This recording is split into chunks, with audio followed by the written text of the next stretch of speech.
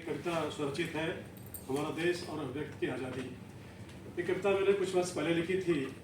बात उन दिनों की है जब हमारे देश की राजधानी नई दिल्ली में एक प्रसिद्ध विश्वविद्यालय में कुछ अराजक छात्रों ने कुछ गैर सामाजिक तत्वों के साथ मिलकर अभिव्यक्ति के आज़ादी के नाम पे तांडव किया था। मैं बहुत आहत हुआ था और मुझे लगता है कि देश का हर नागरिक आहत हुआ होगा। और अभिव्यक्ति की आज़ादी के नाम पर बहुत चर्चा शुरू हो गई थी उस समय, तो मैंने उसी समय कविता लिखी थी। कुछ आज के परिवेश में कुछ थोड़ा बहुत फेरबदल करके आप लोगों के सामने प्रस्तुत कर रहा हूँ। अभिव्यक्ति की आज़ादी एक मौलिक अधिकार है, पर ये संवैधानिक सीमा में ही स्वीकार है, पर ये संवैधानिक सीमा में ही स्वीकार है। खुश नसीब है हम जो जन्म हुआ हिंदुस्तान में, जो चाहो व्यक्त करो पर करो देश के उत्थान में, जो चाहो व्यक्त करो पर करो देश के उत्थान में। अभिव्यक्ति की आज़ादी न तो आत्यांतिक है और न ही अनियंत्रित है।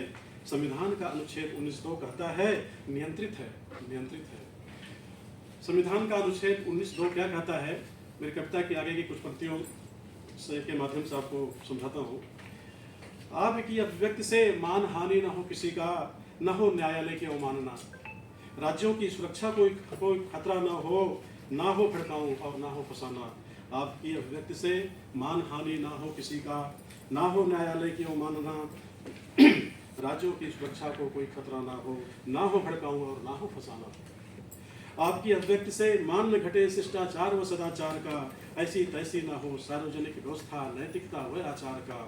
आपकी अभिव्यक्ति से मान न घटे शिष्टाचार व सदाचार का, ऐसी तैसी ना हो सार्वजनिक व्यवस्था नैतिकता व आचार का। पड़ोसी मुल्कों के साथ संबंध ना हो खराब, और ना कोई आँच आए देश की संप्रभुता व अखंडता को, वरना कानून माफ नहीं करेगा हमारी इस उद्दंडता को।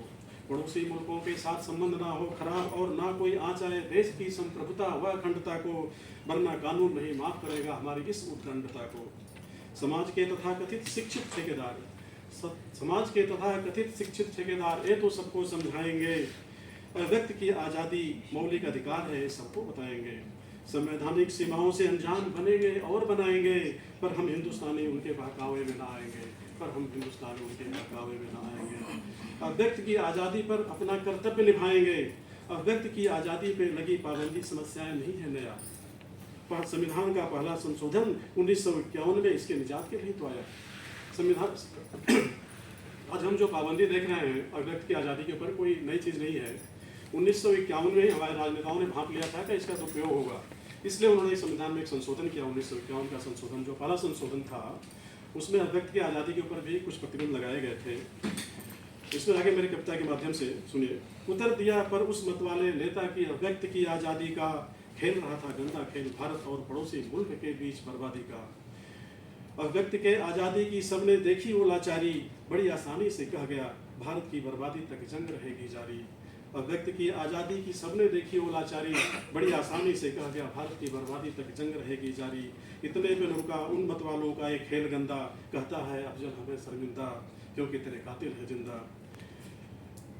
बहुत ही गलत है किसी आतंकवादी को अपना हीरो बताना, अपने ही कुछ लोगों द्वारा आतंकी के लिए हमदर्दी जताना। बहुत ही गलत है किसी आतंकवादी को अपना हीरो बताना, और अपने ही कुछ लोगों द्वारा आतंकी के लिए हमदर्दी जताना। पूरी दुनिया जब आतंकवाद से ग्रस्त है त्रस्त है, ऐसे में अपने ही कुछ लोग आतंकवाद परस्त हैं। हमें ऐसी सामाजिक समरसता बनानी है जहां सब मिलकर एक सुर में कहें कि ये गलत है, ये गलत है। हमें ऐसी सामाजिक समरसता बनानी है जहां सब मिलकर एक सुर में कहें कि ये गलत है, ये गलत है। हमारे नस नस में हो अभिव्यक्ति की आज़ादी का दायित्व बोध व कर्तव्य बोध, हमारे नस नस में हो अभिव्यक्ति की आज़ादी का दायित्व बोध व कर्तव्य बोध। और इस मौलिक अधिकार पर हो संवैधानिक सीमाओं का औचित्य बोध, और इस मौलिक अधिकार पर हो संवैधानिक सीमाओं का औचित्य बोध। आजकल अभिव्यक्ति के लिए सोशल मीडिया का खूब इस्तेमाल हो रहा है। आजकल अभिव्यक्ति की आज़ादी के लिए सोशल मीडिया का खूब इस्तेमाल हो रहा है। इससे देश का और समाज का भला कम, बवाल ज़्यादा तो बवाल हो रहा है। इससे देश व समाज का भला कम, ज़्यादा तो बवाल हो रहा है। पिछले साल की रिपोर्ट से ज्ञात हुआ, मैंने एक रिपोर्ट पढ़ी थी मई के महीने में, जिसमें ये पता चला कि वर्ष 2023 में कुल 266 पत्रकारों पर हमले हुए, जिसमें 5 भगवान को प्यारे हो गए। बचे हुए लोग कुछ पत्रकारिता में वापस आए, कुछ पत्रकारिता से हट गए। तो इसी पर है, पिछले साल की रिपोर्ट से ज्ञात हुआ बहुतेरे पत्रकारों पर आघात हुआ, अनेकों बार इंटरनेट सेवा बंद हुई, अभिव्यक्ति की आज़ादी कैसे स्वच्छंद हुई। पिछले साल की रिपोर्ट से ज्ञात हुआ बहुतेरे पत्रकारों पर आघात हुआ, अनेकों बार इंटरनेट सेवा बंद हुई, अभिव्यक्ति की आज़ादी कैसे स्वच्छंद हुई। खुश नसीब हैं हम जो जन्म हुआ हिंदुस्तान में, जो चाहो व्यक्त करो पर करो देश के उत्थान में, पर करो देश के उत्थान में। अगर अभिव्यक्ति का दायरा सही है, नैसर्गिक है, संतुलित है, सार्थक है, तो अवश्य ही बोलने की आज़ादी का इस्तेमाल सही और परमार्थक है। अगर अभिव्यक्ति का दायरा सही है, नैसर्गिक है, संतुलित है और सार्थक है, तो अवश्य ही बोलने की आज़ादी का इस्तेमाल सही और परमार्थक है। जिम्मेदार नागरिक होने के नाते विनोद सिंह खींचे सबका ध्यान, जिम्मेदार नागरिक होने के नाते विनोद सिंह खींचे सबका ध्यान, हमारी अभिव्यक्ति से कोई आहत ना हो और ना हो आस्था का नुकसान। हमारा भारत देश महान, हमारा भारत देश